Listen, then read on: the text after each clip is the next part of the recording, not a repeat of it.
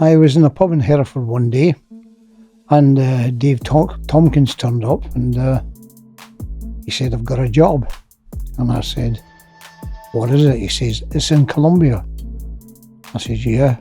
And I said, "What is it?" He says, "To kill Pablo Escobar."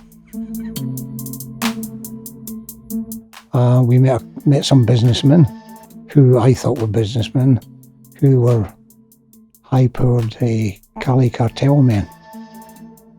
And we had a chat with them. They asked if it was possible to kill Pablo Escobar. And I said yes. We recruited 12 guys, all ex-special forces, or special forces type units. Every one of them had been on the trigger. They really knew what they were doing. And we trained for 11 weeks. Wow. 11 weeks for one morning's work. We accepted the fact that there was more guards in the area than there was of us. But, you know, what we had on our side was shock action. Yeah. Surprise. We were getting in there and there was no messing. There was no negotiation on it. It was straight into the job. We had the rockets, we had the M16s, interdynamics, a little submachine gun. We had some of them. We had grenades, plastic explosive. Get used to your weapon, get used to working with weapons, getting used to firing as a group. And the whole thing started to gel together. You could feel it. Well, I could feel it. And I just looked at them and I said, these guys are going for it, you know.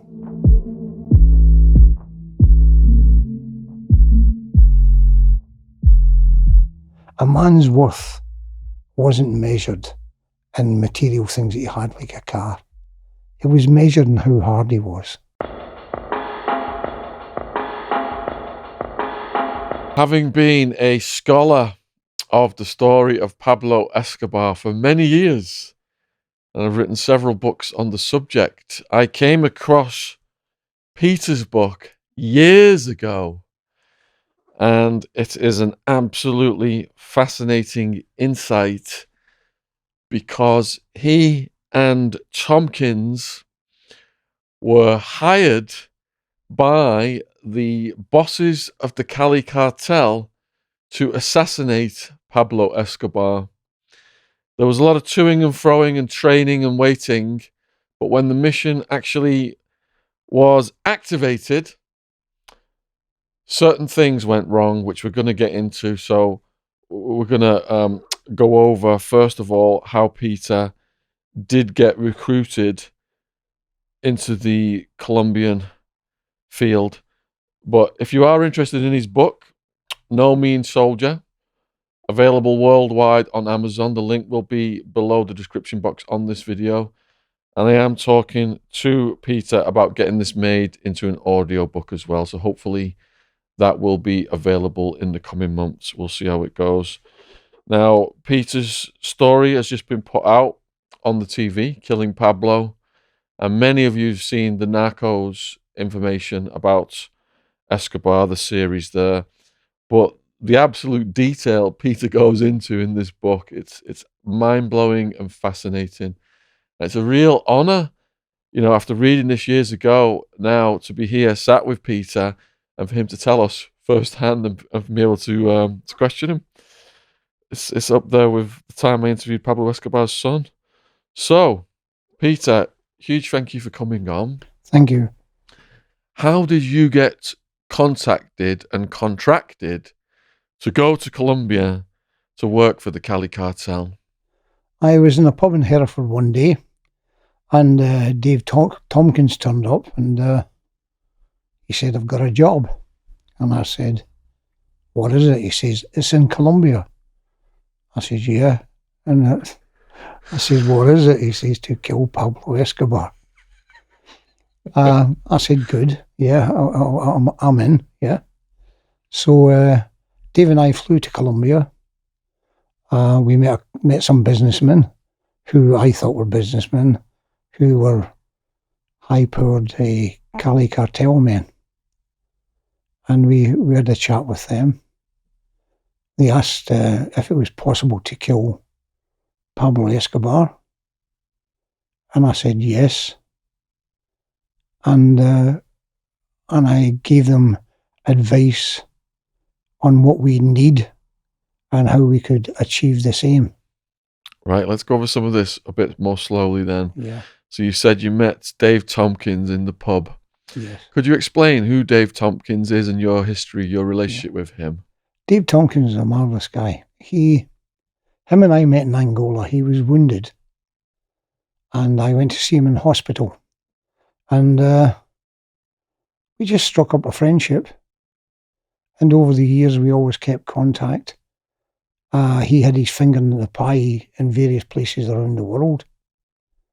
And I was walking down the road in Rhodesia one day in what is now Zimbabwe.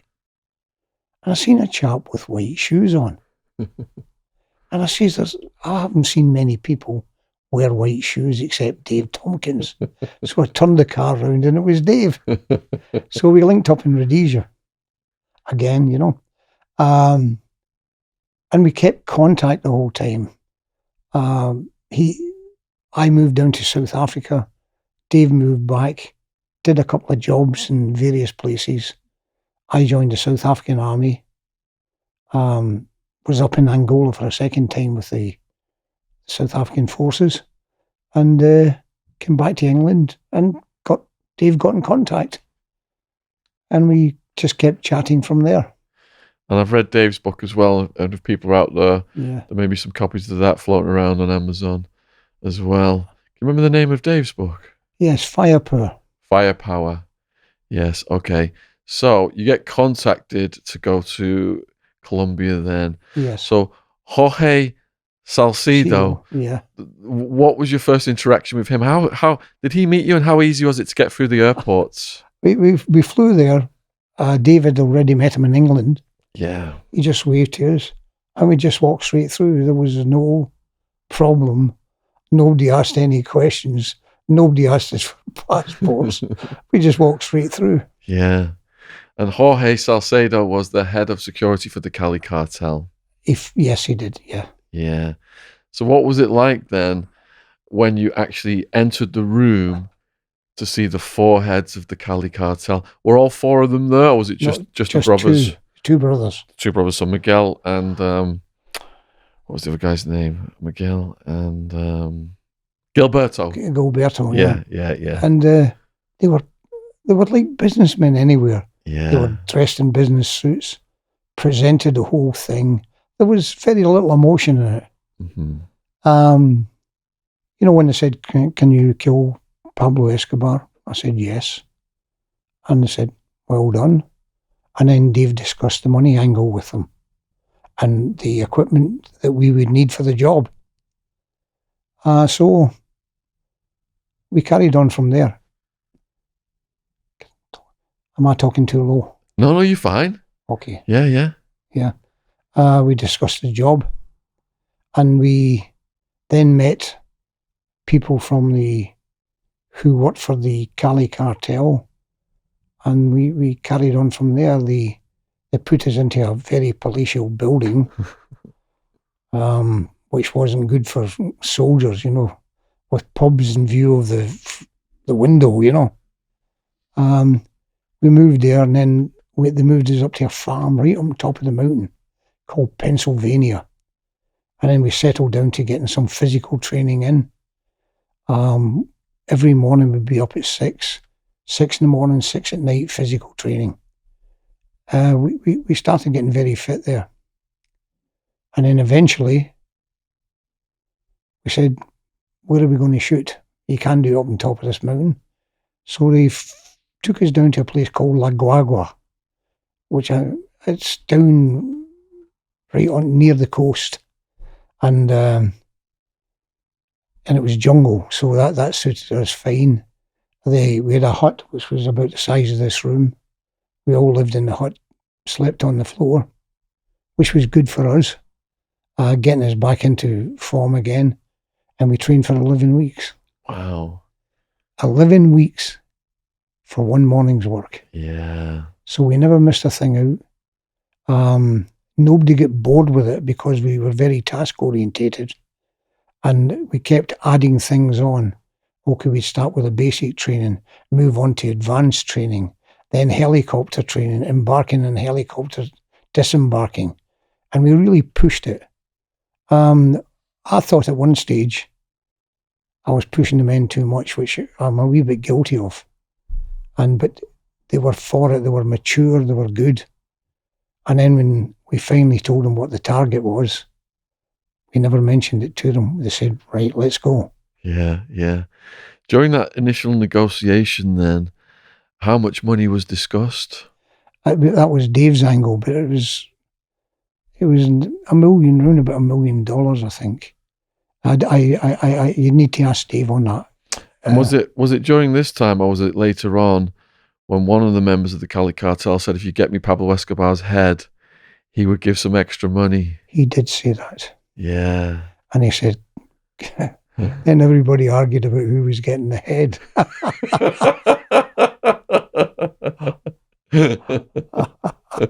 Had you been in Colombia before this venture? No, I'd been in Guyana. That was the nearest I'd ever been. Yeah. And I really enjoyed it. The people there were fantastic. Yeah. They're just in the habit of killing each other, it's... Wow. Yeah. Okay, so you are now, they sent you off to a location to train. You do Yes. your multiple weeks of training. Who else is with you at this point? Who else have you guys recruited into the mission, you and Tompkins? Right, we recruited 12 guys, all ex-special forces or special forces type units. Every one of them had been on the trigger. They really knew what they were doing. And we'd all fought against superior odds when we were in Africa. Wow. So we accepted the fact that there was more guards in the area than there was of us. But, what we had on our side was shock action. Yeah. Surprise. We were getting in there and there was no messing. There was no negotiation on it. It was straight into the job. Yeah. So when you say that in Angola there was superior forces, then are you able to give a story or an example of a battle you were in? Well, I'd use the word Rhodesia. Yeah, Rhodesia. At one stage there, they dropped 188 of us on top of 5,000 terrorists. 5,000 of them? Yeah. But don't forget, we had assets. We had Canberras, gunships, but it leveled itself out. We were in stop groups, and when the smoke cleared, there was 1,000 of them dead, Yeah, good grief. Do you want a drink? Yeah, help yourself to the drinks. While you're having a drink, I'll just point out to everybody, we have got No Mean Soldier. The link will be in the description box below the video. We're hoping to get this made into an audio book, and I read it years ago as part of my research into writing about Escobar. Absolutely fascinating stuff. All right, so, when you first in a battle for your first time in your life, Yeah. and people are getting killed around you, perhaps some of your guys are getting killed, the enemy's getting killed, what kind of reaction is there from you the first time? Did you have to is it like a baptism of fire, basically? The first time I was in action was in Aden. Yeah. In 66, 65. We were moving down a wadi, and what we thought were shepherds turned out to be dissident tribesmen. And the troop sergeant moved forward. This guy shot him in the chest, and as he stood up, I shot him I think I shot him 5 times. And a firefight broke out, and there was a lot of lead flying each way. And a funny thing happened to me. I was standing there, and I could hear a crack at the bottom of my legs, but I was too busy in the firefight. Anyway, when it got light, we cleared the whole area, checked on the dead, tried to organise follow-ups, and I went back to this place where I'd shot this guy, and it was a hand grenade. It was an old Mills grenade, it must have been years old. It had landed on a rock and cracked open, And what I thought was a bullet was actually the detonator going off in the hand grenade. So Wow. there may have not been any McAleese family if it had gone off. So you know, it's probably a credit to your brave nature that you talk so matter-of-factly and calmly about this. But to people watching, you know, in the thick of a battle like that, you're checking the dead. These are just Yeah. absolutely mind-blowing experiences to people. Yeah. Was your adrenaline going at the time? Were you having nightmares, flashbacks, PTSD? No. How do you adjust psychologically to the Well, battlefield? after the battle, I sat there, and the biggest concern was I had not let my comrades down. Yeah. And I was very proud of the men who trained me, that they'd taken me to this stage, and this is how I felt. There was no fear as such. There was a bit of apprehension as the battle started, yes. But I was very fortunate. The people who trained me, they were outstanding. The parachute regiment instructors, the SAS instructors, they were good at producing soldiers. So you had the best techniques, and you had the most modern weaponry that gave you an advantage. Is that what you say?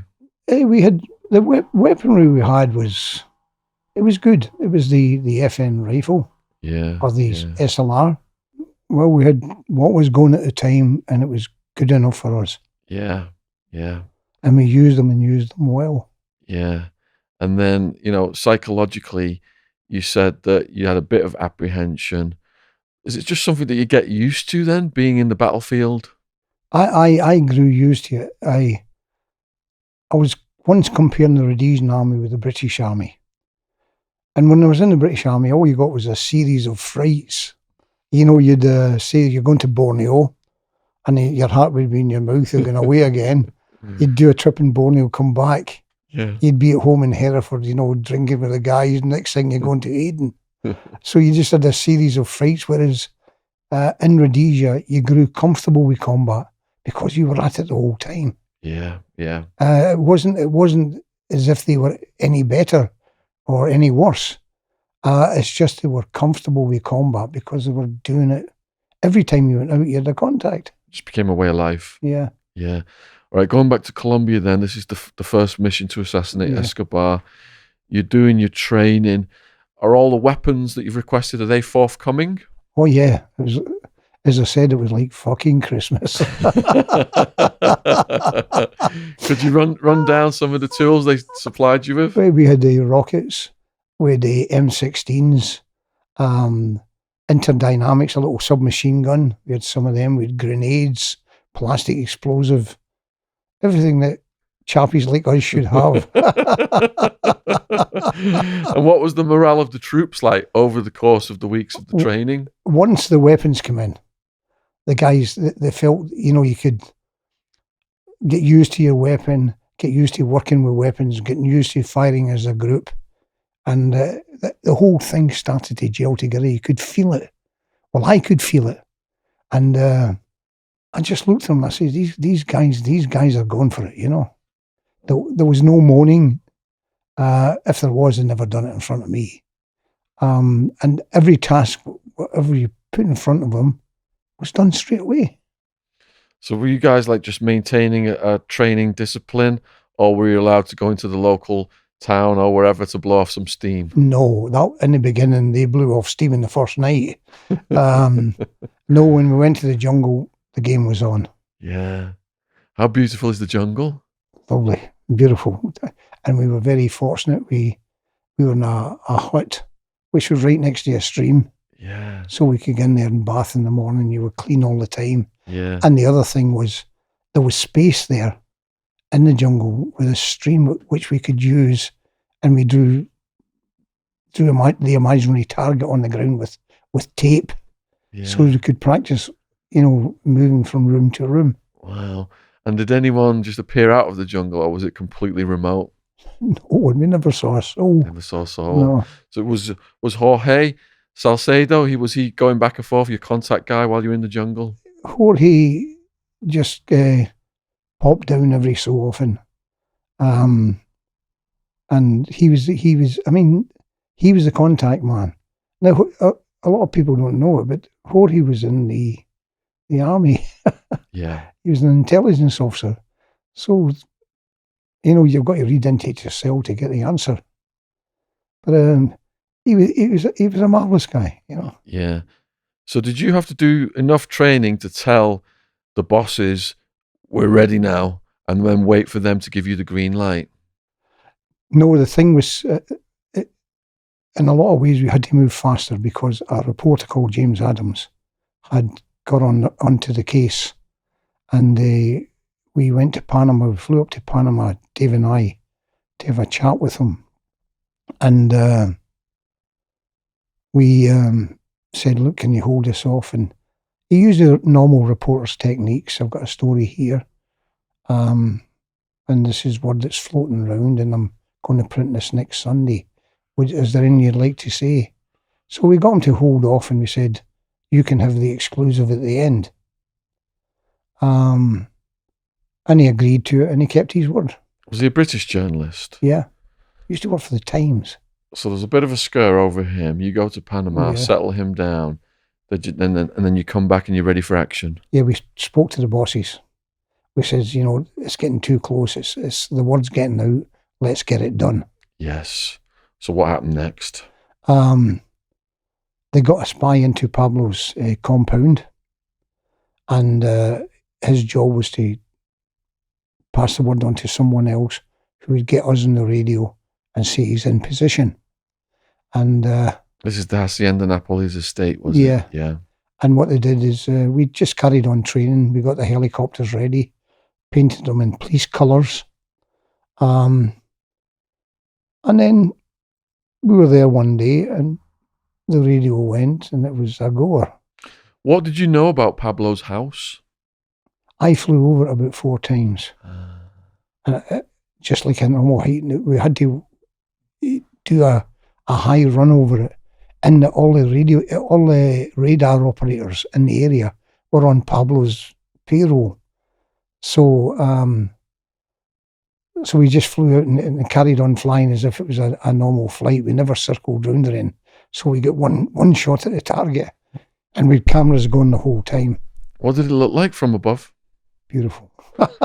Could you give a bit more description? Like, it was I remember the gate, and then it was wide, and it was very, very spacious. Is it the gate that had the little aircraft over it? Yeah. It was very, very spacious, and then the house was away back, and there was a little airstrip in front of it as well. Yeah.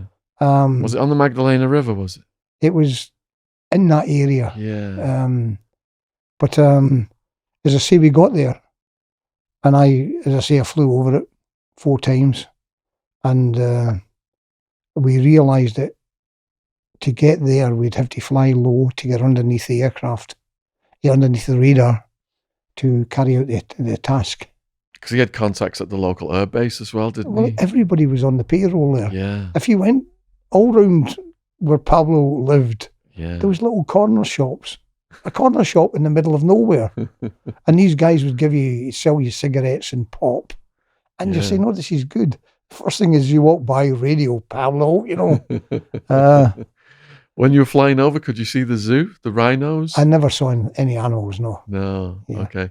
But it's like lakes and water and stuff. Oh, it was well laid out. Yeah. And it's all in ruins now, isn't it? People are treasure hunting, trying to find his... Yeah. Pablo's gold. Yeah. All right, so you get the signal. Can you take us through the day? The green light comes. Dave came in, said we just had a radio call. It's a goer. And our kit was prepared the whole time. As soon as we did any training, it was put there, ready to rock and roll, as we called it. We got into the choppers, and we started flying up towards Medellin, that area there, and where Pablo's house was. I got into the chopper, and honestly, I've never known such peacefulness. And what was going through my mind was, you ask yourself questions. Did the men get enough training? Are we is the discipline good enough for this job? And I was playing mental gymnastics on the way up there. But it then came to my mind, everything was okay. It was going to be okay. And I remember looking at a place called McAleese. We were flying up in that area there, and I looked at the town, and it was everything was so peaceful, and we were going to wreak mayhem further down the road.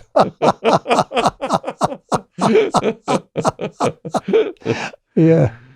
And that peacefulness then, would you say that's like the flow state of the brain? You're in the zone to perform the mission at the best possible level? I felt that we were all ready for it. And as I say, we had a mishap, which we had to cancel. What was the mishap? The mishap was the chopper I was in crashed into a mountain. What was the weather like as you're approaching this mishap? It was a lovely sunny day, and then clouds started forming over the Andes. And I got it in hearsay afterwards, and it creates what's called a sucker hole. The cloud is there, and the sun is behind the cloud, and it shines down, and if it got peaks there, it can give you an optical illusion of what you think is a re-entrant, and you fly into it. And the pilot flew into it. He was a young pilot.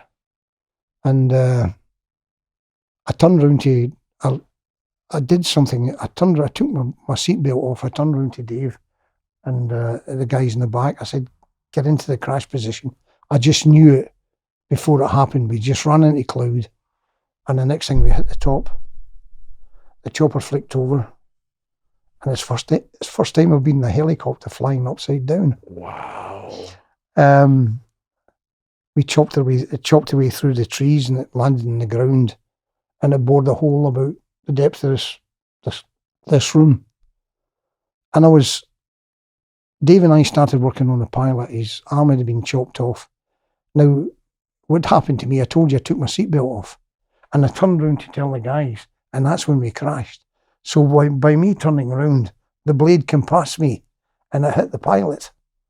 And holy shit! Dave and I started working on the pilot, and I looked at him. His leg was smashed up. He just totally blew, and all we could do was make his death a bit easier because he was on the way. Well, his insides coming out or something. Yeah, and I just gave him some morphine and made his death a bit less painful. Yeah. And he lay there, and I was so busy working on him, I didn't realise I was in a state of shock as well. So when I come up out the hole after working on the pilot with Dave, I got up there and my head just slumped forward. And I said, Dave, I'm not feeling too well. And they grabbed me. I suddenly realised I'd broken ribs, and all the old injuries from parachute accidents were all aggravated again. And they pulled me onto a ledge, and they left me there. Got me onto this ledge, and they started packing bandages around me because it was cold up there. Yeah. And to try and keep heat in my body. And I said to them, go and try and get some help, because there was no use all of us being up on the ridge. The other second helicopter flew over the top of us, and he was just letting us know that he was there, but he couldn't get down to us. So they went down, and they found a place where a helicopter could land, and they eventually got picked up, and then they sent a rescue party in for me. But I lay up there for the best part of 3 days. I know, and this is detailed magnificently in your book. Yeah. You're just laying at the scene of the crash.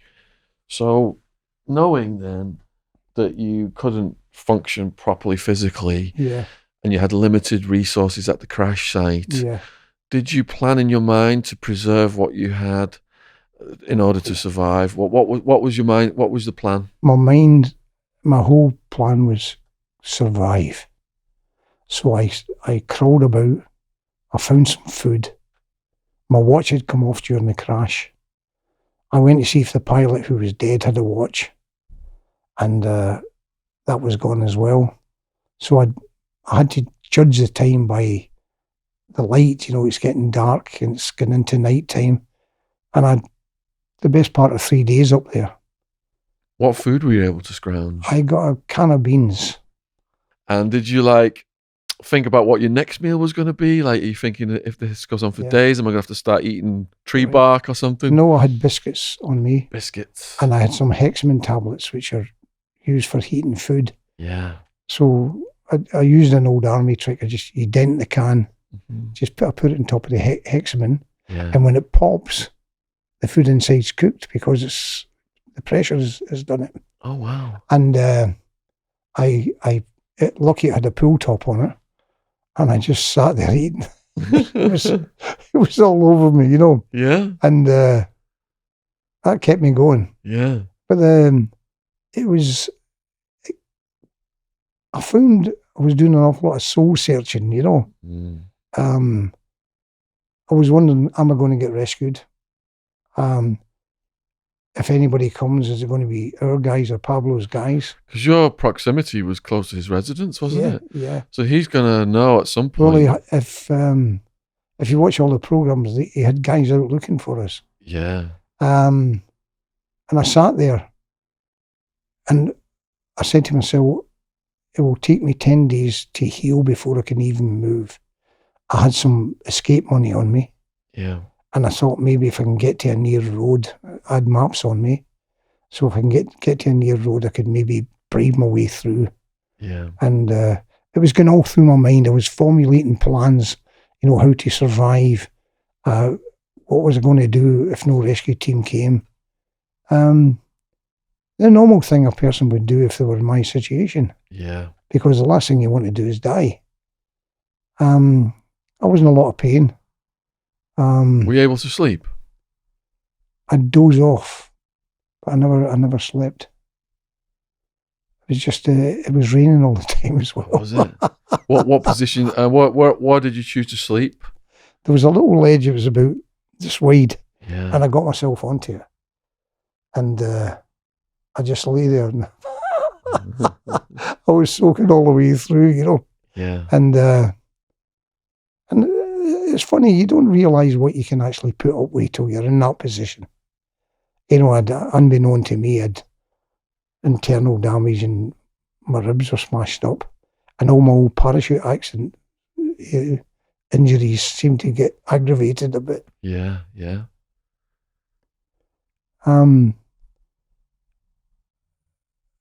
It made an impact on my life because there's not many people can crash in helicopters and survive. No. So at the soul-searching moments then, what were you thinking about? Were you rethinking everything you'd done in your life and what would happen if you died or survived, things like that? I thought about my childhood. Yeah. I thought about my father. And I thought about me in particular not being a good enough father. Not being a good husband. And it was just all coming through my mind. And, I'm a Catholic, and I was trying to make a deal with God, and, I said, listen, God, if you get me out of this one, I'll try and be a good boy. Yeah. There was no commitment in it. I just said I'd try. What was your relationship like with your father? Terrible. Terrible. Look, you can sit there and, the big thing with ex-soldiers, my dad was worse to me than your dad type of thing, He didn't know any better. Yeah. He'd been slapped and beaten about when he was young himself. He didn't know how to say I love you.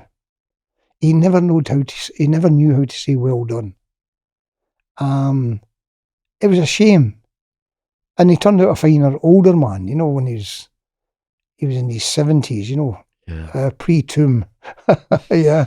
In actual fact, it was a shame for him, really, because he felt there was an image there that he had to keep of himself. He had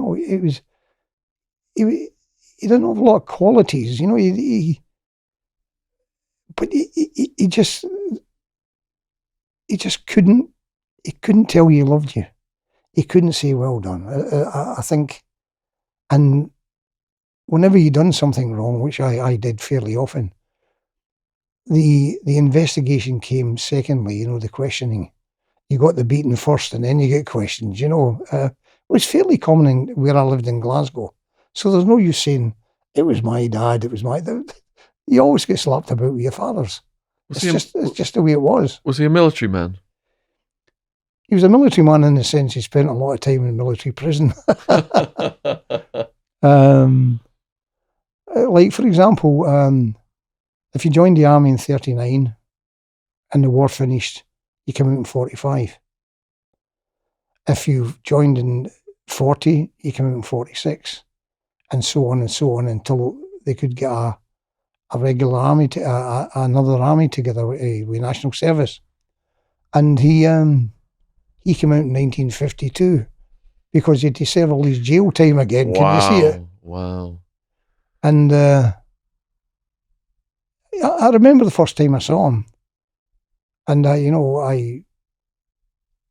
somebody said, your father's there, and he was round him Auntie Jane's, and I walked round, and I remember he was wearing a uniform, and he had a black patch on it, in the back of the uniform. You know, he was in the Royal Welsh Fusiliers, you know. And I said, hey, mister, are you my daddy? You know, real jock accent type thing. Yeah. Are you my daddy, mister? He went, aye, you know. And as I say, I don't know really what his thought pattern was. He just found it hard to show kindness, you know. But he wasn't showing any himself. And I came from a family that was, you know, where I actually came from, a man's worth wasn't measured in what type of job he had. A man's worth wasn't measured in how he kept his family together. A man's worth wasn't measured in material things that he had, like a car. It was measured in how hard he was, how tough he was. You know, for want of a better word, we called him fighting men. He's a fighting man. And he was brought up in among that. And to a certain extent, I caught some of it as well before I went in the army. So I'd love to have been able to talk to him before he died, but, you know, my sister does tell me he mellowed an awful lot, you know. Do you think that the beatings he gave you steeled you for violence so you wouldn't be shocked? What it did do, he never hit me like a child. He'd say, you want to behave like a man, I'll treat you like a man. And he'd batter me, you know, like you'd batter a man. And how old were you at that point? 12. Bloody hell. And then I remember the sort of last beating he gave me was when I was about 14. He broke my nose. And the teacher said, what's happened to you? I said, oh, my daddy. He went, yeah. Yeah. So that toughened you up at a young age. Yeah. You know, when I look back now, it was where I came from. It was just pumped into you. You know, it was a subculture. What applied in say the West End of Glasgow didn't apply where I came from in Shettleston. And you know, like for example, you'd get the thieves, and they'd go and do a job somewhere, and the first thing they did was go and get themselves a fancy suit, and you had to have a Crombie overcoat, and they'd be standing at the corner and wonder why they got arrested by the police. The guy's been wearing a pair of jeans the week before.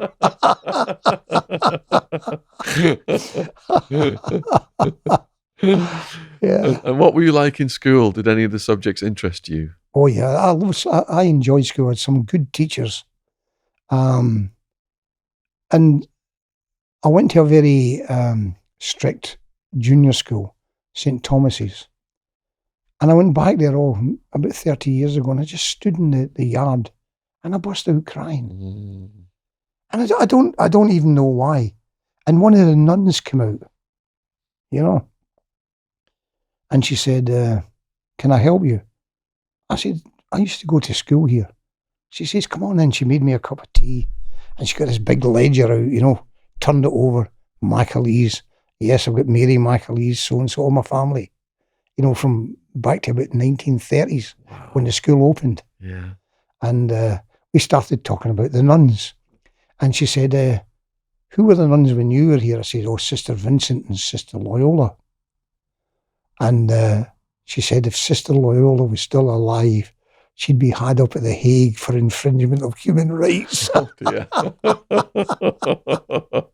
She, like, you know, for example, once me and a guy called Thomas O'Donnell never went to Mass on Sunday, and you had a little card that had to get marked. So I went in, I says, you got a beating of them, you know. So I went in, and she says, Peter, you know, not Peter, Peter McAleese, you weren't at Mass on Sunday. I says, oh, yes, sister. I was a bit late, and I stood up, I went to Mass with the big people. You know, not the grown-ups, the big people. Yeah. And she says, who was oppressed? I says, you know, Father Courtney. Who were the altar boys? What colour were the vestments, you know? And it was like getting interrogated, you know, and she was just firing the questions at me, you know. And she went, okay, Peter. And she gave me a big chunk of coconut ice. And, you know, you had to stand there like this, you know. And Thomas O'Donnell went, I never win. He got beat up. Was it caning then? Caning. Oh, a couple of slaps in the head, you know. They were terrible for sort of slapping you there, you know. Yeah, yeah. And we had a strap, you know, it was a big piece of leather. And you get whacked with that. But yeah. But the standard of teaching in the school was phenomenal. Mm-hmm. You know, when I went to see, I should have gone to a senior secondary, and one of the teachers spoke to me. She says, Peter, you know, go to St Mungo's. And my dad wouldn't do it. You know, he says, I'm not paying for bus fares and uniforms, you know. To him it was, you know.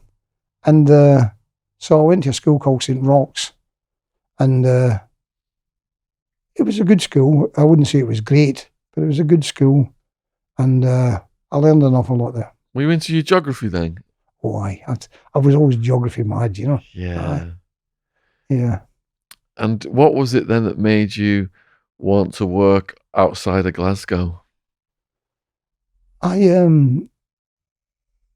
was always obsessed with the army. And one day at a place called Balonrock, I seen a balloon going up, which we call Fat Albert now. And there was paratroopers jumping out of it. And I was fascinated by this. Then a movie came out in the parachute regiment. And I would just I'd followed it all over Glasgow, sitting there like that. You know, and Alan Ladd was in it, you know. And I remember walking through Glasgow, and it was funny. There was a para there, and he was immaculate. You know, he really carried himself well.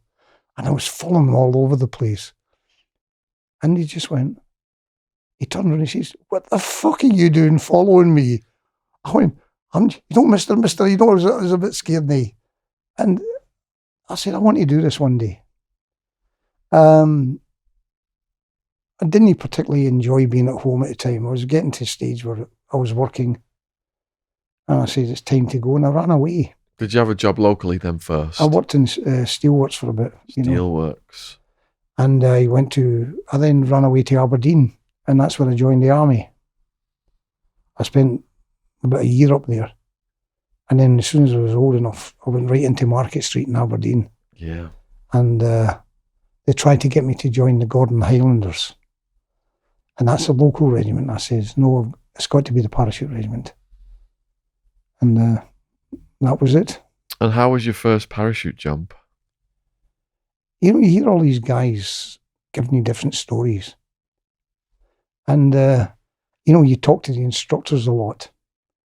And one of the instructors, you know, what likes it parachuting? what likes the balloons. So you're only 17, 18 years old. He says, son, it's the first time you're going to defecate, urinate, and ejaculate at the same time.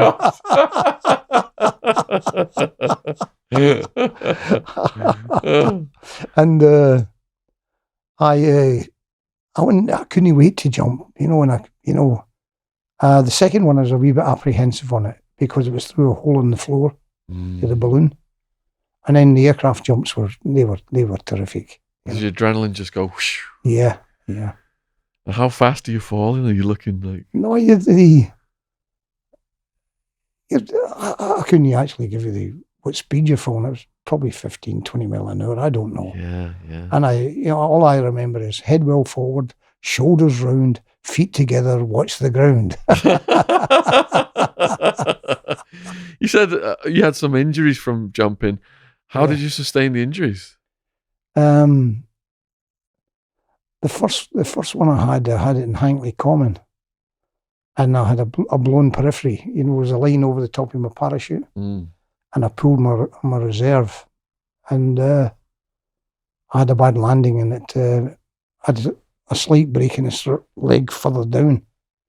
That was the first one I had. So you're coming down. You got a line over. Yeah. So you're coming down funny then? No, what happens is it's like your parachute becomes like a brassiere. Yes. And it's halved in two because there's a rigging line on it. Yeah. And you don't get the pull you should get on it. And then I pulled my reserve, which went up. So you're sort of going like that. Yeah. And I think it was possibly better than dying. Yeah, definitely. Yeah. What was your next injury then? In Rhodesia, I landed on top of my container. We were doing a container jump, and I let my container, it hangs in a rope underneath you. Yeah. And I landed on top of it, straight on top of it. Again, it wasn't a bad injury, but it was enough to put me out of work for a few weeks. Right. Yeah. But the last one was the best one. Go on. I did a free fall, but I was doing it as a civilian, Yeah. And I'd borrowed a parachute off a guy. And it was a square parachute, and it was my first square jump. And we were all trying to do a star. And, we never quite made it. And anyway, I just seen them pulling. I said, I better pull now. There was a guy just above me. I said, I'll drop a bit more. I pulled, and all I heard was bong, bong, bong. The rigging line's breaking. No! I went, here we go. And I was too low. By the time I came under the chute, because I dropped even more to save this guy getting hit by my bag. Yeah. So it was about 600 feet, and by the time I looked at it, I says, I'm going in. And I broke this leg in about 10 places, and this one was hanging off, and this one was fairly badly smashed. Slow down. And it was a terrible blow to my morale, Slow down. You're coming down. Yeah. Your parachute doesn't open. No, it opened. It opened? Yes, but some of the rigging lines broke. Oh, so it was ineffective. Yeah. Then. So you're coming down at a reduced rate, but not at the correct rate. Yeah. You're coming down quite fast. Yeah. And are you looking at potentially where you could steer yourself to land? Well, what happened was everything went wrong. The toggles were actually locked in, they wrapped around the risers. Yeah. And I was struggling to try and get them, and I says, I'm going in, I'm going in, meaning what? I'm getting it. I'm going to smash myself. You're going to crash land. It was. Was it grass? Was it a field? It was grass, but I just this leg. I just felt it going bump, And William was there when it happened, my son, and it was just one of those days. You get them. You said something was hanging off? This leg was hanging off. Yeah, your entire leg was hanging off. It folded back there. Holy shit. Yeah. How long did it take to recover from that? 2.5 years. Oh my God. How old were you at that point? I was 30, 38, 39. Did you retire from jumps after that? I decided to give it up. I got my logbook. I'd done 504 jumps at that time. 504 jumps. And I just drew a line. I went in the end. What about the guy who gave you that parachute? Did you have a word with him? No, he came back and asked me for the money for the rigging lines. Bloody hell.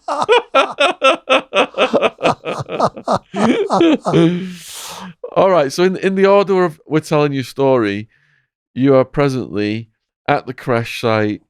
You're scrounging around for food. You're sleeping on the ledge. You're doing soul searching. Yeah. What over the days as you're eating, are your injuries getting worse, or are you starting to feel recovery? No, I wouldn't say it was recovery. It was acceptance. Acceptance. Yeah, and I said I'm in a bit of a state here, and I moved myself about accordingly. Can you see it? And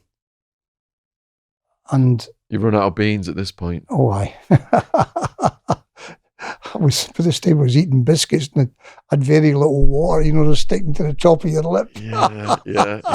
You like catching rainwater or anything? I was getting some water off a leaf, you know. Leaves.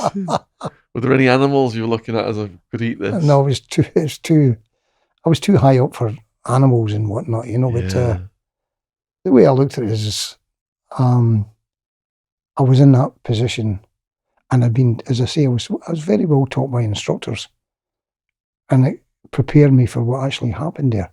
Like when a helicopter crashed, the guys went to get out of the helicopter, went, stop, stop, stop. Why? Because the blades are still turning. And if you step out of a helicopter, you're going to get chopped up. So wait till the blades stop and then get out, you know. How many guys were on the helicopter? 5. 5. So you got one dead. Yeah. You're down. The rest have gone down the mountain. Yeah. Okay. And while you were crawling around then, what was their journey down the mountain like? Say again, please. What was their journey down the mountain like? They were okay because they weren't badly damaged. Dave was a bit damaged in the head. The other 2 guys were okay. And they get down there and it was uneventful. They met some civilians who were not in Pablo's payroll type of thing. And they managed to get them in an area where the chopper could see them. Can you see it? Because it came out and flew over every day to reassure me that something was getting done. Could they drop you any supplies or anything? No, they couldn't. It was like that type of thing, you know. Yeah.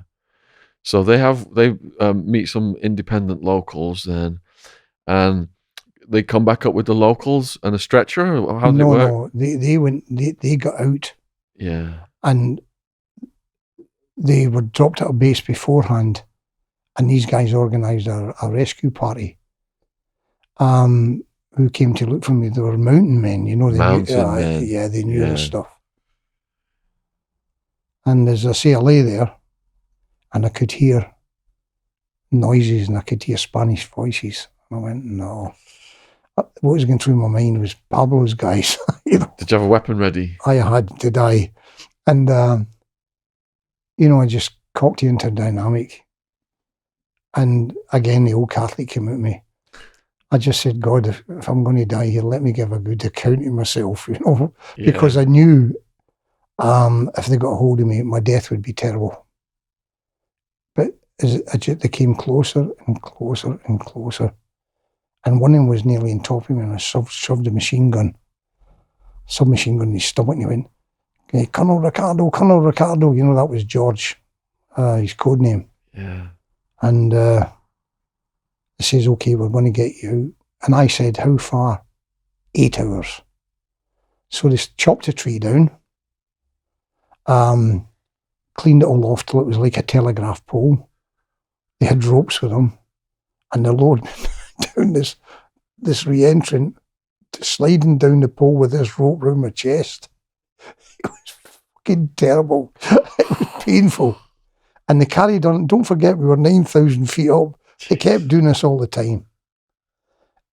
And by nightfall, we'd get down to the lower region of the mountain, and we got into a little culvert there, you know, and it flooded during the night. We were soaking. And I just sat there. But I was glad to be rescued. And the next thing I heard them, I told you I had escape money. And I heard them splitting the money up. They'd robbed me. They'd never seen as much money in their life, and they were making sure they got their market share, you know. Where was that stashed? It was in my escape bag. Ah, they've gone through your things. Yeah. Yeah. How did you trust those guys instinctively, or did you think they could perhaps turn against you? No, they knew too much. You know, when I started questioning them. Yeah. And I threatened them if they didn't get the money back. Yeah. They were going to be in trouble, but I never got it back. Yeah. So they probably had fear of the Cali cartel, did they? If they'd been hired by Cali to get you, yeah, and they robbed you and killed you, for Yeah. example, yeah, Cali would come after them then. yeah. Yeah. And as I say, they carried on for we slept that night, and the next day I said, how far? They said 4 hours. I just kept going on and on and on. How far? 4 hours. And eventually I saw a hose pipe, and it was their way of getting running water. The hose pipe had bricks on it into the stream, and it must have been about 1,000 metres long. And you just pulled the cork out and you had running water. Wow. Yeah, and put it back in. Anyway, I said we're getting near civilization, and they took me to a hut. And a lady brought me a cup of coffee, and it was like somebody had poured a small glass of water into a complete container of coffee, and I drank it. And you'd have thought they were giving me a kickstart. They put me on a bed that was made out of sacking, you know, like proper sacking. I dozed off. And the next thing they said, the helicopter's coming, the helicopter's coming. So I'm expecting the helicopter to fly up to where we were. I get into it like a gentleman and carry on. I says, where's the helicopter pad? He went on top of that hill. There was a hill there. I got up to the top of the hill. And by this time I've got a stick and I'm pushing myself up. And there's a guy at the back of me pushing me. And I got up. And the helicopter came in and blew me over and I rolled back down the hill again. Oh, no! And they eventually got me up, and I got in the helicopter, and they sneaked me into a hospital and got me sorted out, and then moved me out of there as quick as they could because it was still in Bandido territory, you know. Yeah. So where was the safe territory that they got you to then? Back to near Cali, was it? Yeah. Yeah. And did you see Jorge and no, I never saw anybody at all. Tompkins? No one until I got back. Really? Yeah. So you're hospitalised for a bit. I was in the lap of the gods, you know. I was going through my mind, what's going on here? Yeah. But they're all extremely professional. Then the doctor came in and says, you've got to go. So I think they'd picked up that I was in the local hospital because people talk. They flew me into Cali. And Jorge was at the airport waiting for me. And I was all covered in bruises, covered in blood, you know. And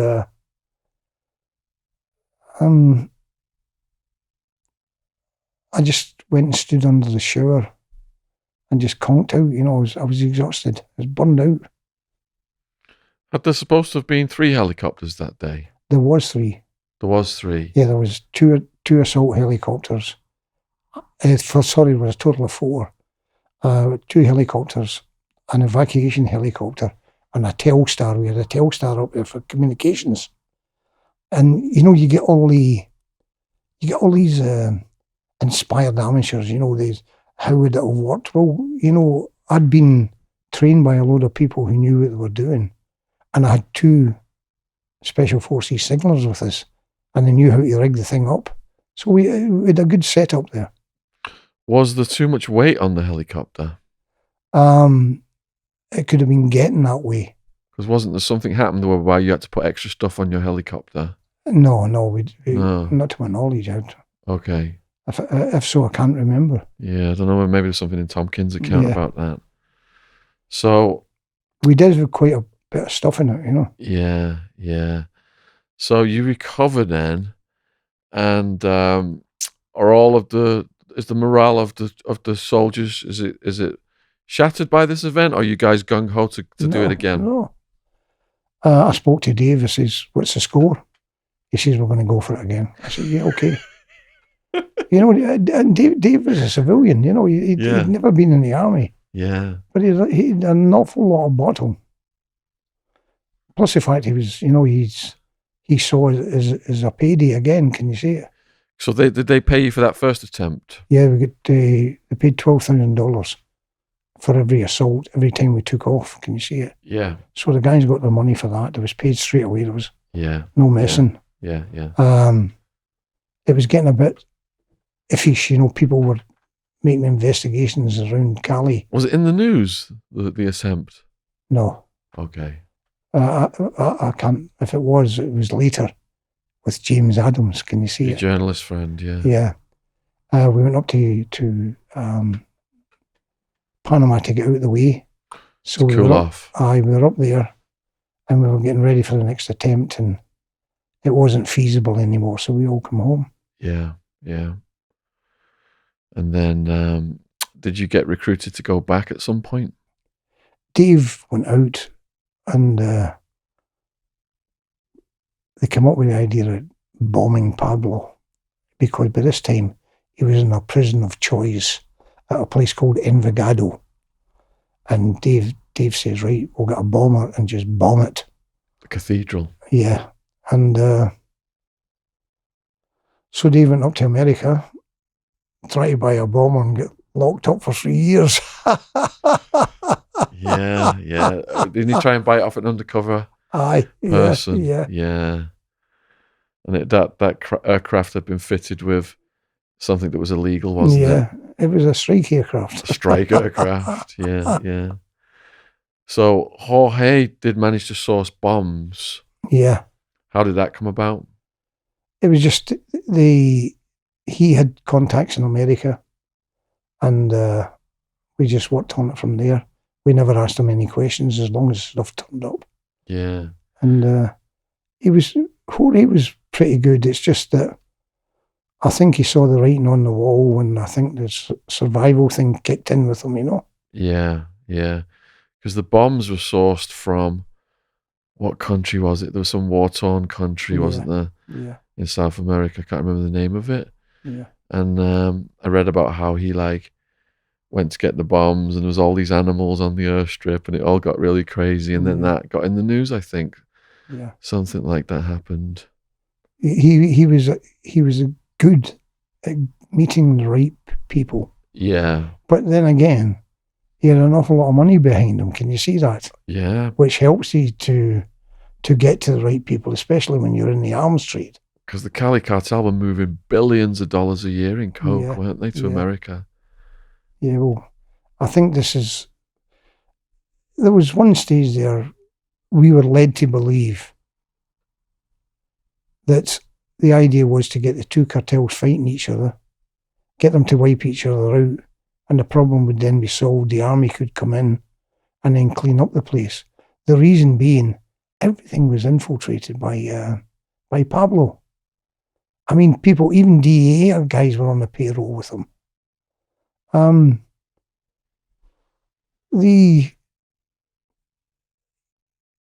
It's like when they talk about the craze, he did a lot for charity, you know, and so did Pablo. You know, but it was, by the same token, he was very kind to the people in Medellin. Football pitches, helped to schools and whatnot, but cross them. I mean, he blew up an aircraft there just to get one guy. Who wasn't even on it, the presidential candidate? Yeah. What had you heard about Pablo before being contacted for this mission? Did you know his reputation? Just what I'd read in the newspapers. I'd never actually researched him. Yeah. I knew that he was a bit of a baddie. Yeah. I knew that if he was killed, he wouldn't be missed. And the same with me. That's it. That's all I knew about him. Yeah. But when I got there, I picked up what he'd actually done. Jorge gave us a good in-depth briefing. Yeah, have a quick drink. Let me just put your book on the screen right now while you're having a drink. No Mean Soldier. We're talking to Peter today, who was in the thick of the action on the mission to assassinate Pablo Escobar. I read this book, gripped me like crazy. I urge people to check it out, definitely. And why did you call it No Mean Soldier, Peter?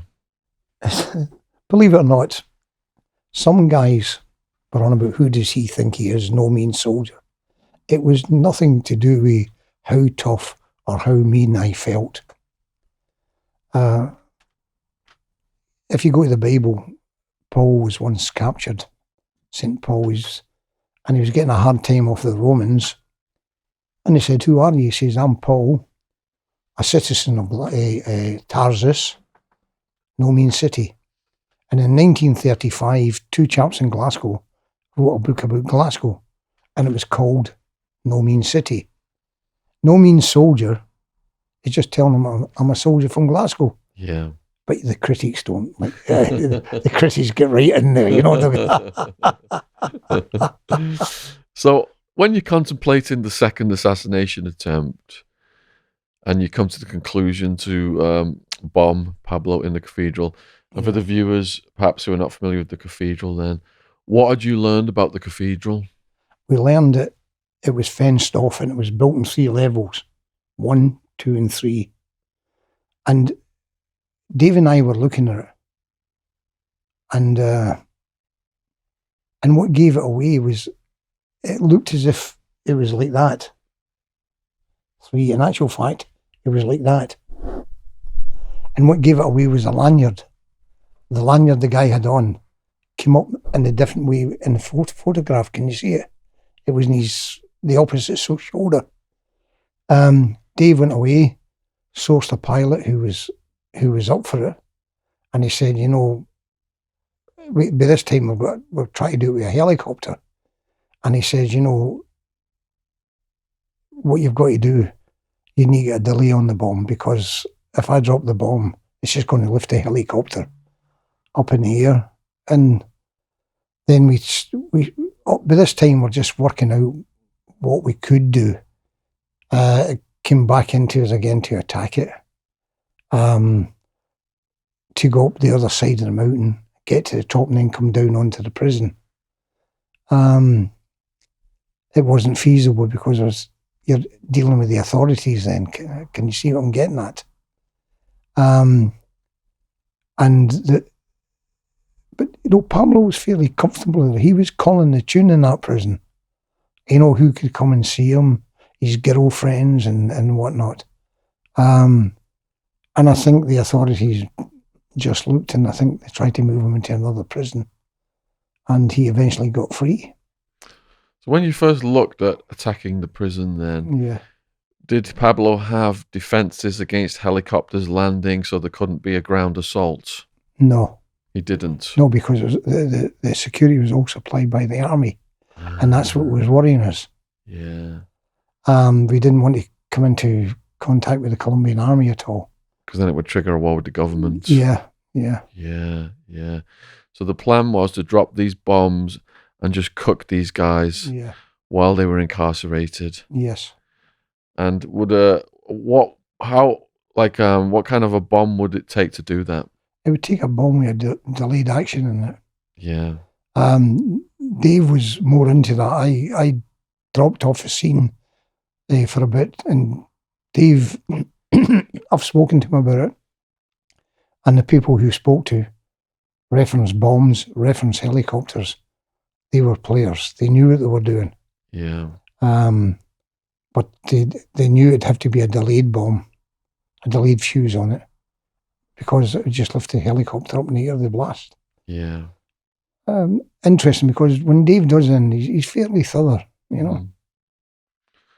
So the Cali cartel did manage to source bombs.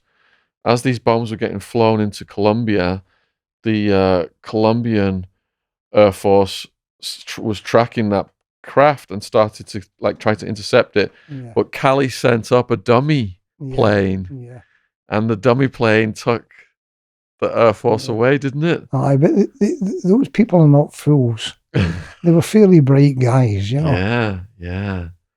But then it started to get leaked to the media, Yeah, which caused that mission to get cancelled, did it? yeah. It just became sort of knowledge of what was going on and what people were planning. You know, there was all sorts of conspiracy theories. Like, for example, when I crashed, the pilot had been put under pressure by Escobar to crash the helicopter, or he was going to kill their family. I mean, I love my family, but, you know, you've got to think twice when you're sacrificing your life, Yeah. especially when you're doing it yourself, you know, right? Yeah. So Escobar caught wind of the attempt at the cathedral, and he moved from the main structure Yeah. into little dwellings further up in the woods and stuff. Oh, he called the tune there. There's, you know.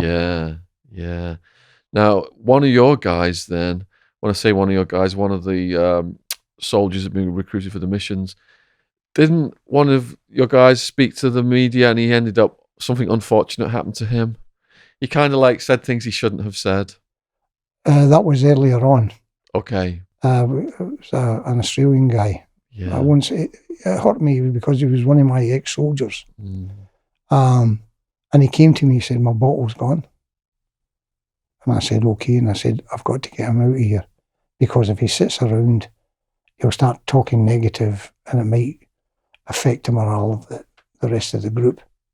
So I concocted up a story that the guy, his business was collapsing, his missus was in a bad way. And one of the guys just piped in and he went, he's a fucking liar. That was the exact wording. And he got there and the first thing he did was head for the press. And he was the sort of guy that you could absorb into a big army because he was funny and he was witty. But when I seen him on the telly, I just went, you know, he was prepared to sacrifice the life of his friends, you know, for his ego. And he phoned me up. I was here at the time. And he says, I'd like to talk to you. I says, I can't. I refuse to talk to you. I wasn't giving tough talk, anything. I just said, I can't talk to you. And I said, you know, you let your friends down. And he, I'm sorry. And then the next thing I knew, he'd committed suicide or done himself with an overdose of drugs. The Australian newspapers got onto me and they were trying to, you know, do him over. And I just said, you know, I know very little of him. I'm not in the business of doing guys down. He had to live with that in his own conscience. And he lost an awful lot. What credibility he did have, he lost it. Didn't he get injured? Didn't someone attack him as well after the interview? I couldn't actually tell you about that. Yeah. He was, I just know he was very hard to live with. Like for example, I went to his first wife's house one night. He invited me for a meal. And he was always telling war stories. And the lassie went, Terry, do you ever stop? And from what I gather, the next wife done a job on his kneecaps, you know. And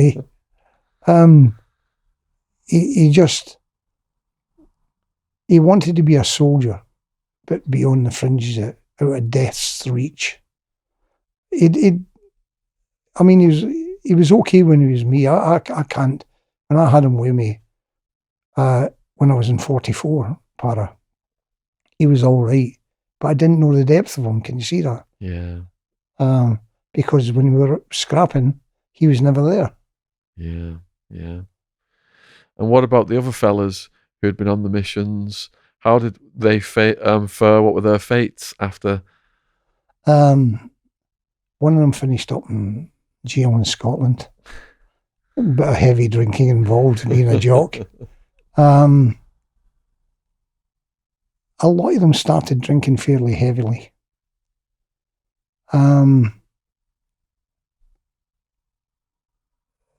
One of mine, he lives fairly close to here, a friend of mine.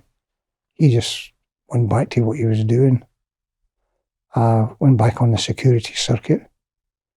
Another guy finished up in drugs, another Aussie guy. It was just, and there was a Glasgow guy called Pete Donnelly. And Donnelly just really laid into the drink, you know, and he eventually died. Do you think the drink is a self-medication for some kind of postponed trauma? I mean, you know, you handling the situation, you're controlling your adrenaline, but then perhaps years later it catches up with you? I was talking to a chopper pilot and I laughed about the crash I had. And he says, you can laugh now, he says, in about 18 months' time you're going to get it. If I did get it, I never noticed it. We talk about PTSD. I've never noticed it. I don't think it's as prominent as it's made out to be, but it does exist. And I think what has happened with that is guys have realised they can get money out of it. You know, uniformed people. It's become a racket. Yeah. And I think when I came out of the British Army, and don't forget I wasn't at war, I was an instructor at Brecon, at the School of Infantry. I think there was a bit of stress, but you know, I had to go and look for a job. I didn't know how to go for an interview. You know, like in the army, when you want something, it's always there. So you know, there was all these different things, and I suffered from. I can only put it down as stress, but it wasn't post-traumatic. Yes, it was after the event, because I was used to things getting done properly. But, you know, to turn around and say the army did this to me, the army did that. I mean, I was sitting with Billy and the telly came on one night. And there was a guy there and the bottom lip was sort of trembling. I said, Billy, his wife's left him. You know, and I've got PTSD, And they sent me out to Afghanistan, I've got PTSD. Now, what about the poor old bastards in the Somme? You know, they weren't allowed those luxuries. Now, for example, if a guy is a bricklayer and he's working on a building site here and his company says there's work up in Scotland, but we're going to move you up there, and his wife starts messing around while he's away, does he turn around and blame the company? He doesn't turn and say, you've ruined my life. But they do it with the army because they know they can get something out of it. There's an incentive. And I think the army's got a lot to learn as well. And that they can sometimes be a bit insensitive as well. So it's a double-sided thing. Yeah. Was the helicopter crash the closest to death you have ever been?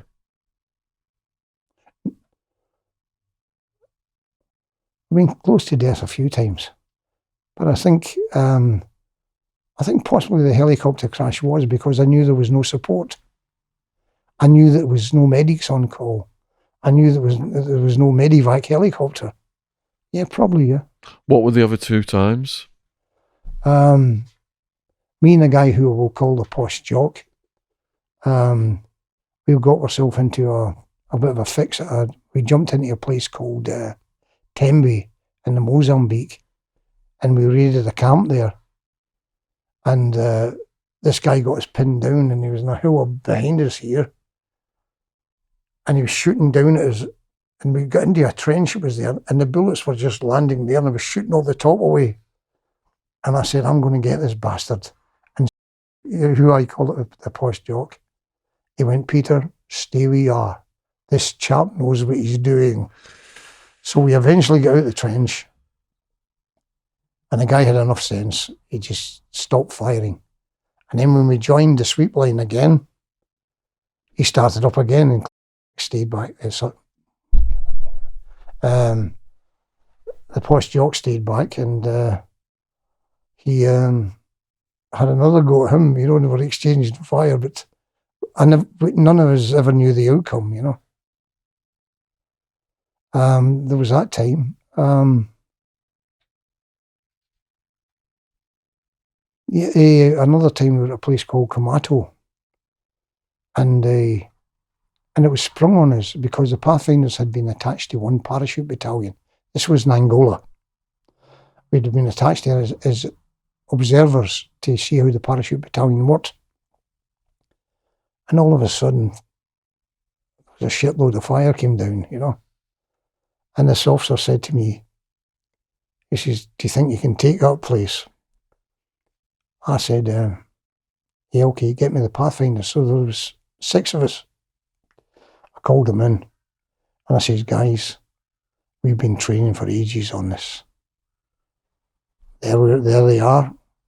Let's go in and earn our wages." And they never, not one of them hung back. There was no zigzagging, that you see in the movies. We just went straight for them. And the amount I'm glad they were bad shots. There was bullets all over the place. Oh my God. And we get into the trenches. We were fighting with them inside the trenches. Yeah. And I threw a white phosphorus and a grenade, an M26 grenade, into this bunker. And this guy emerged out of the bunker. He was massive, and he came running towards me. I tried to pull him. And I did double feeding my rifle. I'm trying to clear my rifle, and he's running towards me. So I finished up battering him on the head with the rifle. And he was extremely motivated because he was in fire as well, I said, "This guy's going to kill me." And I was beating him. And lucky enough, one of the guys came across and, finished him off. Yeah. Holy shit. Yeah. Wow, that is absolutely mind-blowing. What happened then after that second mission? Did you think there might be a third mission? I didn't think that there would be, but Dave was always working on it. Can you see it? Yeah. Dave's at it the whole time. Yeah. He can recognise an opening, and he's extremely good at negotiation, and he's pretty good at selling, Yeah. And why didn't a third mission pan out? Is it because Escobar got, he died in the gun battle? Yeah. It was getting that way. Yeah. And they didn't see the need for it anymore. Whereas before, they were considering doing an attack on him. And that's why, we knew all about it. Of course they knew all about it. Because Dave told them. Yeah. And they said, "Get on with it. Get it done." And the way they saw it was, "We've got some guys here who are going to go and have a go at this. And if they get killed, it's no loss." They just said, "Well, let's suck it and see." How did you first meet Dave? I met him in Angola. He was wounded. And I was in a different group from him. And I'd suddenly Holden Roberto said to me, "Can you take over everybody? Because Callan has gone mad. He's starting to shoot people." And I said, "Yeah." And I found out some of the guys had been wounded, so I went to see them in the hospital to find out what happened and find out what they were doing. And that's how I met Dave. And how's Dave doing now? I wouldn't say his health's too great, but Dave's Dave. He's always trying to put something together. Still. What made you want to write a book? A person approached me about it. And I was a co-author on the book. I mean, he was an SAS officer, in fact. And he says, "I think you should write a book about your life." And then somebody came along and said, "I think we should make a documentary about the book." I wasn't the driving force with any of it. I just got on with it. And writing the book was great fun because I used to drink at the time. And we'd get a load of wine and we'd sit there winding each other up, What year was it then that you started to write the book? I think it was 89. 89. It was published in 1993. Yeah. With Mark Bless. Yeah, he was an SAS officer. And how long did it take for you guys to have these meetings whereby you got all the words down? Now I'm guessing now, it's a long time ago, I think it took about 2 years. you know. Yeah. And but it was fun, you know, because Mark knew how to get the best out of me, and he knew what made me tick. Yeah. And we could laugh, like we were talking about James Adams, and I got on. We met him in the hotel in Panama, and I said, "He looked about like Crockett out of Miami Vice." And he went, "Did he have a glass with an umbrella in it? A spirit glass?" I went, "Yeah." You know, when we'd get each other going like that. Yeah, yeah. It was good fun. It was good fun. And when did this TV series show come about? I think it was 6, 7 years ago. And Dave Whitney came to see me. And he said, "I'd like to make a movie." And he said, "I'd like you to do what's called a teaser." So we did this teaser, and he peddled it around. He didn't have any joy with it. And then all of a sudden he came on to me. It may have been 2 years. And he says, Scottish Television's going to go for it. Wow. And that was it. And this has just come out this year? No, that is a reprint of the old book. No, not the book, the TV show? Oh, the TV show, yeah. It's just come out this year? Yeah. And how has the reception to it been? Have people been reaching out to you? Oh, yeah. And in actual fact, I've had a couple of messages from people on the spiritual side. You know, somehow I clicked with them, you know. Yeah. The old Catholic training thing, you know. I used to be an altar boy.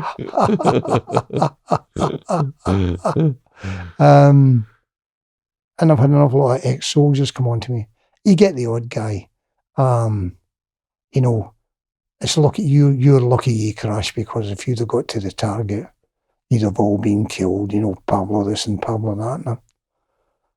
And I wrote back, I said, "You know, you seem to be a military expert. Yeah. There's going to be a movie made of this, and I wonder if I can call on you to give me your advice." They just left it at that, you know. Yeah, I interviewed Pablo Escobar's son.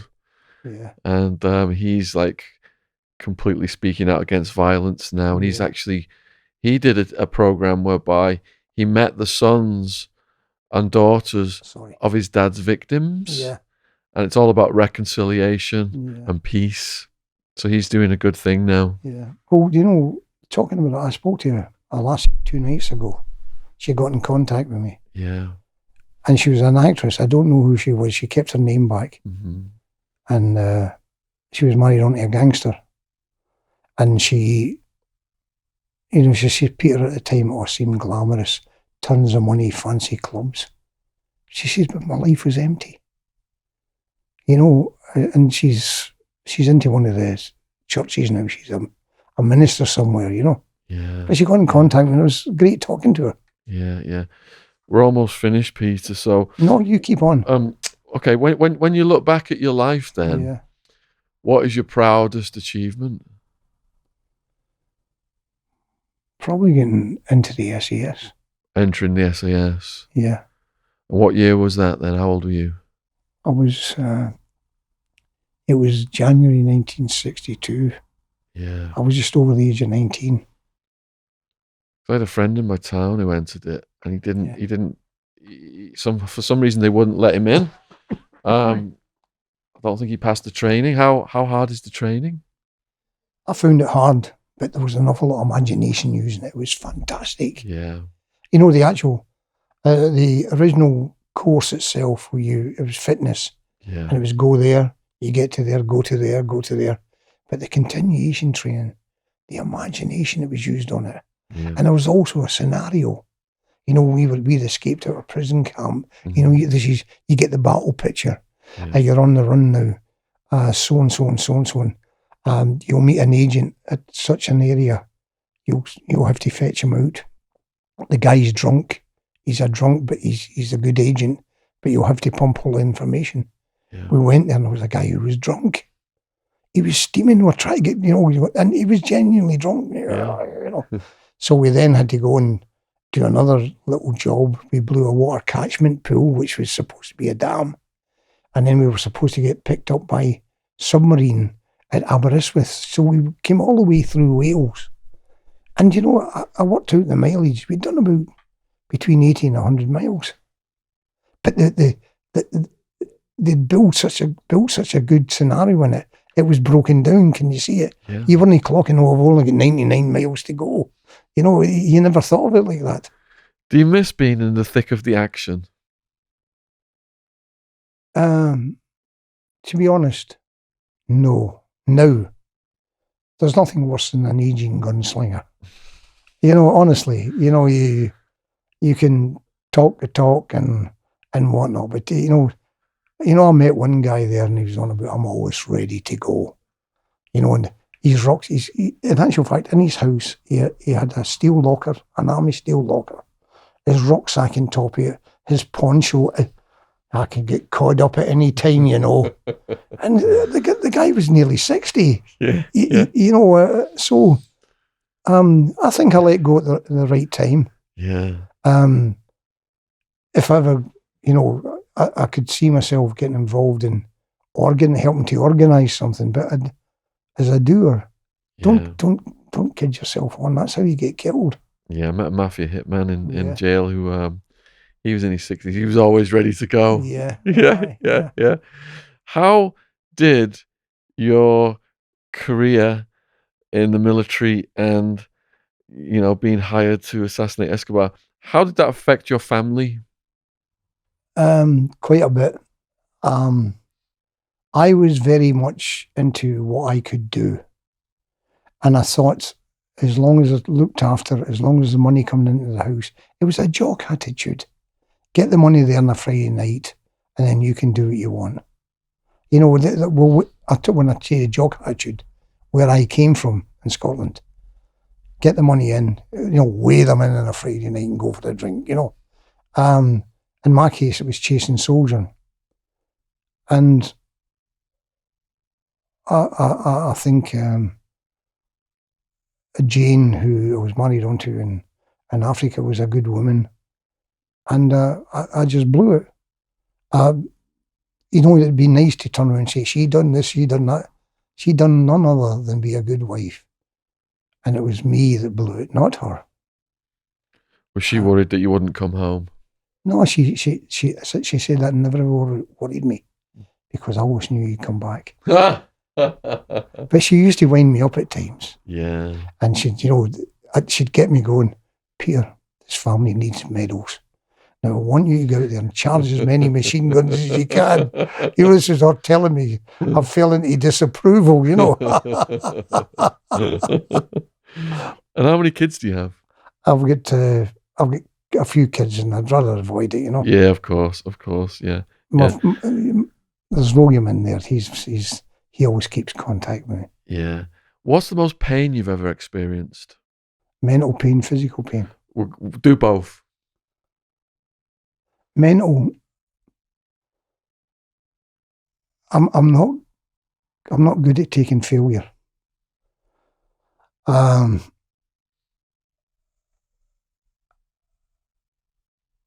the pain came to me was not the failure itself, it was overcoming the failure. And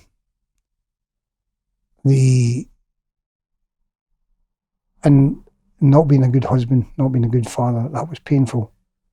After the event, when it was happening, I couldn't see it. Physical pain, probably when I was on the mountain. Was that worse than when your leg was hanging off? Yeah, because I knew there was doctors there and there was a system to back me up. Yeah. I mean, when I went into the hospital with this leg, the doctor said, if you come out there with that leg on, it's a bonus. He told me before I went in. Wow. And he took an interest in me, and he took bones from my hip and grafted it back on. Good grief. And as it, you know, failure. I think mainly my social life. If I ever spoke to a young soldier now, I'd advise him against becoming a hard case. Can you see? I mean, I used to enjoy fighting. I mean, I was my glory. I won some, I lost some. But let me tell you, I was never a good fighter. I could just actually soak up punishment, and the other guy got exhausted. You know, and then I used to come into my own. But some guys never got exhausted. And speaking of talking to soldiers or ex-soldiers, you spoke to my friend Nick Dunn. Yes, yeah, I did. We had him on the podcast. If people haven't seen that, his experience in Indian prison. I'll have to send you that if you want to watch what I did with him. Please do. Yeah, very moving story, very emotional. Yeah. And, you know, his relationship with his sister, just so powerful, the whole thing. Yeah, yeah. Like, what I noticed there was very, very strong family ties. And I read his book, and there were certain things, some of it was very graphic. And it was, he spoke about the parachute regiment, the Trinasium and stuff. Now, he was speaking about the parachute regiment in Catterick, but I had been trained in Aldershot, but it was exactly the same. I could identify with it. Yeah. And what I liked about the book is he'd say something and his sister would come in. Now, there was a book written like that about the Falklands called When the Fighting Is Over. It was about a Scots Guards officer, and it told you what his father was thinking. Can you see it? Yeah. And I actually enjoyed reading it. And I met the two of them about 3 weeks ago. Yeah. And it was an experience. I spoke with Nick, and my mate videoed it, you know. I told my other ex-soldier friend I was coming here today, Chris Thrall. Oh, yeah, he was an ex-Marine, yeah. Yeah, yeah. He said to say hello and give you his love and respect. Yeah. Have you guys got any questions for Peter? Anyone got any more questions? I've got something to say. Yeah, go for it, yeah. I don't think I came across well enough. If you want to do it again, I'll do it. No, you came across absolutely fantastic, Peter. You've sat here for almost 2 hours now. The time's gone like that. You've took us there, you know, in the details. This has exceeded my expectations.